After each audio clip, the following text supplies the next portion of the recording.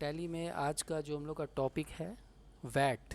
VAT यानी value added tax. ठीक है, वैल्यू एडेड टैक्स जो है वो कैसे करेंगे हम लोग, वो इस किस तरह से उसको पूरा सॉल्व करेंगे टैली में, वो हम लोग आज देखेंगे। ठीक है, value added tax that means VAT. तो वैट के लिए पहले कंपनी यहाँ पे हम लोग क्रिएट कर लिया।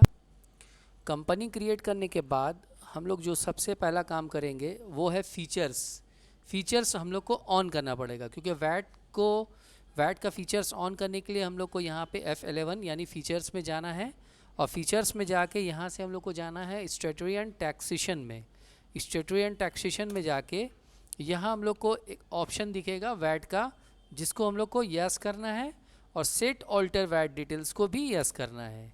और यहाँ पे स्टेट लेवल पे, जैसे आप जिस स्टेट से ये काम कर रहे हैं, यानी आपकी कंपनी जिस स्टेट में है, मतलब जिस स्टेट में आपकी कंपनी अवेलेबल है, तो वहाँ पे आपको उस स्टेट का नेम यहाँ पे देना है। और 3 नंबर होता है, 10 नंबर वो सब ज़रूरत नहीं है, अभी नेसेसरी नहीं है। बाकी सब जैसे नो है वैसे ही नो ही रहेगा। एंटर करके यहाँ से हम लोग कंट्रोल A करके एक्सेप्ट कर लेंगे, इससे बाहर आ जाएंगे। अब हम लोग सबसे पहला काम हम लोग करेंगे, अकाउंट इन्फो में जाएंगे। अकाउंट इन्फो में जाके लेजर्स क्रिएट करेंगे। लेजर्स में यहाँ पे पहला लेजर्स क्या बनाएंगे, सबसे पहला लेजर्स बनाएंगे हम लोग सेल्स का। सेल्स को अंडर सेल्स में हम लोग रखेंगे और कंट्रोल A करके एक्सेप्ट कर लेंगे। ठीक है, पहला हो गया। उसके बाद एक बनाएंगे दूसरा लेज़र, जो हम लोग बनाएंगे वो लेज़र होगा आउटपुट वैट। इसको कहाँ हम लोग इनपुट करेंगे, ड्यूटीज़ एंड टैक्सेस में, और यहाँ से ले लेंगे वैट, फिर एंटर करके कंट्रोल A कर लेंगे। उसके बाद हम लोग बनाएंगे पार्टी का नेम। ठीक है, पार्टी का नेम यहाँ पे एक बना लिया, जिससे हम लोग सेल करेंगे, यानी संडीडेटर बना लिया, कंट्रोल A करके एक्सेप्ट कर लिया। उसके बाद यहाँ पे हम लोग को अब बैक करना है, और बैक करने के बाद यहाँ से चेक कर लेंगे कौन कौन सा लेज़र हमने क्रिएट किया है। तो नायाब, आउटपुट वैट और सेल्स, क्योंकि सेल्स के साथ हम लोग का आउटपुट वैट लगाया जाता है, इसलिए हम लोग यहाँ पे आउटपुट वैट रखे हैं। उसके बाद यहाँ से फिर बैक करेंगे, और बैक करने के बाद हम लोग आ जाएंगे इन्वेंट्री में। इन्वेंट्री में जाने के बाद सबसे पहला काम हम लोग करेंगे, ग्रुप बनाएंगे। ठीक है, ग्रुप मतलब कोई भी ग्रुप यहाँ पे क्रिएट कर सकते हैं। सपोज़ अभी हम लोग मोबाइल का ग्रुप बना लिया, और यहाँ पे क्या करेंगे, शूट क्वांटिटी आइटम को यस करेंगे। अच्छा, अब ये जो ऑप्शन दिख रहा है हम लोग को यहाँ पे सेट ऑल्टर वैट डिटेल्स, ये कभी हम लोग को यस करना होता है और कभी यस नहीं करना होता है। कब यस करना है और कब यस नहीं करना है? यस तब करना है जब हमारी कंपनी पर्टिकुलर एक ही आइटम बनाती है। बात को समझिएगा, बहुत सारा प्रोडक्ट होता है जिसके ऊपर अलग अलग टाइप का वैट होता है। ठीक है, किसी के ऊपर मान लो 12% होता है, किसी के ऊपर 5% होता है, किसी के ऊपर 18% होता है। तो अब हम लोग को यहाँ पे ये देखना है कि हमारी कंपनी जो प्रोडक्ट लॉन्च करेगी, जो प्रोडक्ट सेल करेगी, वो प्रोडक्ट क्या पर्टिकुलर एक ही तरह का प्रोडक्ट है, यानी एक ही तरह का कैटेगरी में है, तो हम लोग यहाँ पे यस करेंगे। नहीं, अगर देखेंगे कि किसी हमारी company different types of item sale कर रही है, तो हम लोग यहाँ पे यस नहीं करेंगे। बात समझ में आई? जैसे इलेक्ट्रॉनिक गुड्स पे मान लीजिए अगर 5% लगता है या 12% लगता है, जो भी लगता है, तो हमारी कंपनी जैसे मोबाइल सिर्फ बना रही है, तो उस वक्त हम लोग सिर्फ यहाँ पे यस करने से काम हो जाएगा। ठीक है, फिलहाल अभी यस कर देते हैं, क्योंकि अभी हम लोग को सिंगल आइटम पे ही काम करना है। 5% यहाँ पे हमने सेट कर दिया। इससे फ़ायदा क्या है ना हम लोग का, कि जब हम लोग आइटम क्रिएट करेंगे, बार बार हम लोग को हर आइटम के लिए सेटअप नहीं करना पड़ेगा, बस ग्रुप को सिलेक्शन करने से काम हो जाएगा। यूनिट ऑफ मेज़र में यहाँ पे पीसेस दे दिया, या फिर फुल फॉर्म दे दिया पीसेस का। उसके बाद फिर यहाँ पे बैक किए, बैक करके स्टॉक आइटम में आएंगे, और यहाँ से मल्टीपल स्टॉक आइटम में जाके सपोज सैमसंग दिया, ओपनिंग स्टॉक ले लेंगे क्योंकि हम लोग को डायरेक्ट सेल करना है, और वीवो ले लिया, एंटर करके बाहर आ गए। उसके बाद अब यहाँ से बैक करके सीधे सेल्स के वॉचर में जाएंगे, यानी वॉचर्स, अकाउंटिंग वॉचर्स में जाएंगे, और यहाँ सेल्स वॉचर में जाएंगे। सेल्स वॉचर में जाके यहाँ पे हम लोग जैसे ही पार्टी का नेम एंटर करेंगे, कंट्रोल A फॉर एक्सेप्ट करेंगे और नेम ऑफ आइटम यहाँ पे इनपुट करेंगे। जो जो आइटम हम यहाँ पे इनपुट करना है, जैसे सपोज़ हम लोग सैमसंग सपोज़ 10 पीस, और जिसका प्राइस हमने रखा है सपोज़ 5000। और उसके बाद नेक्स्ट आइटम है हम लोग का वीवो, ये दे दिया 5 पीस, इसका रेट हम लोग प्राइस जो बढ़ा कर रखा 8000। तो उस हिसाब से कितना का ये अमाउंट हो गया, 90,000 का ये प्रोडक्ट हो गया। अब इसके ऊपर हम लोग जो चार्ज कर रहे हैं, जो टैक्स चार्ज कर रहे हैं, वो है आउटपुट वैट। जैसे ही एंटर करेंगे देखिए ऑटोमेटिकली उसके ऊपर 5% हम लोग का आउटपुट वैट निकल के आ जाएगा। आया बात समझ में? एंटर करके बाहर आ जाएंगे। अब इसको देखने के लिए हम लोग को क्या करना है, देखने के लिए यहाँ से बैक करना है, और बैक करके हम लोग को सीधे आ जाना है डिस्प्ले में,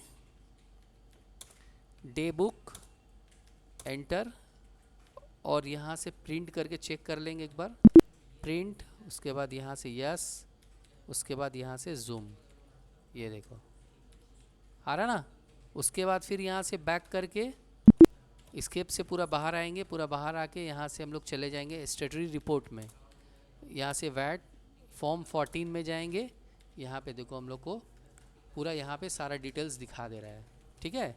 मतलब जो एसेसेबल वैल्यू है वो 90,000 है, और उसके ऊपर जो टैक्स आ रहा है वो 4500 हम लोग का टैक्स आ रहा है। यानी ये वैट पेएबल, मतलब ये हम लोग को मिला है और हम लोग को गवर्नमेंट को पे करना है। और एक जगह पे हम लोग जब जाएंगे, कहाँ पे, हम लोग जब जाके बैलेंस शीट में चेक करेंगे ना, तो बैलेंस शीट में भी हम लोग को ये डिटेल्स दिखाएगा। देखो ये डिटेल्स हम लोग को दिखा रहा है, ठीक है। यानी ये ड्यूटीज़ एंड टैक्सेस जो हम लोग का दिखा रहा है, ये लायबिलिटी साइड में दिखा रहा है। क्योंकि ये हम लोग को लायबिलिटी साइड दिखा रहा है, इसलिए ये हम लोग को पेमेंट करना पड़ेगा। तो इसको पेमेंट करने के लिए हम लोग एक काम क्या करेंगे, पहले अपने एक लेज़र और क्रिएट करेंगे।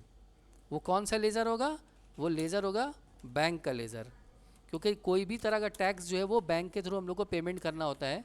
और बैंक का जो लेज़र क्रिएट करेंगे उसमें एक ओपनिंग बैलेंस ले लेंगे। सपोज़ मान लो 1 लाख एक ओपनिंग बैलेंस ले लिया। अब यहाँ से बैक करके दोबारा जब हम लोग बैलेंस शीट में जाते हैं और बैलेंस शीट में जाके फिर डिटेल्स देखते हैं, तो बैंक यानी मेरा एसेट्स भी आ गया 1 लाख रुपया, और संडी डेटर जो हम लोग को सेल किया है वो रिसीव भी करना है, और हम लोग को टैक्स भी पे करना है। तो ये तीनों काम हम लोग कर लेते हैं। सबसे पहले जिससे हमने सेल किया है उससे मैं रिसीव करेंगे हम लोग, ठीक है। जिससे सेल किया है, किससे सेल किया है, नायाब से सेल किया है। सपोज़ बैंक के थ्रू ही नायाब से हम लोग रिसीव कर ले रहे हैं। कितना रिसीव करना है वो अमाउंट तो वहाँ पे शो कर दे रहा है, 94,500 हम लोग रिसीव कर लिए।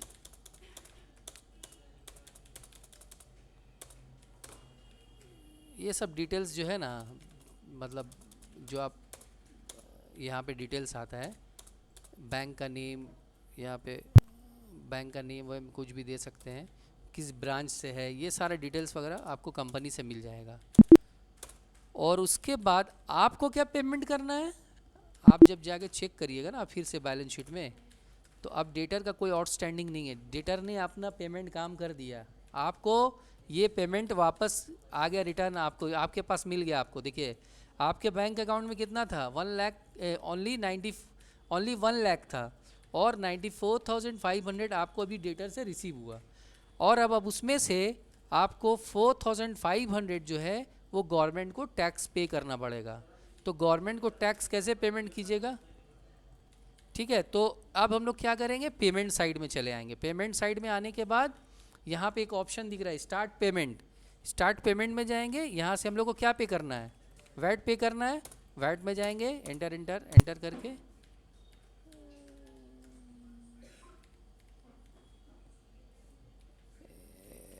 31 मार्च का तो कहानी ख़त्म हो गया, उसी के लिए वो ऑप्शन दिखा रहा है।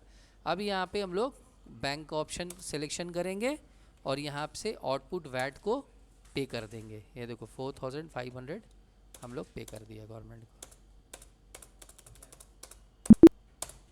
अब जब बैक करेंगे वापस बैलेंस शीट में जाएंगे, बैलेंस शीट में जाके डिटेल्स में जाएंगे, ये देखो अब कोई लायबिलिटीज़ हमारे ऊपर नहीं है, और यहाँ पे अब अपना अमाउंट भी आ गया 1,90,000।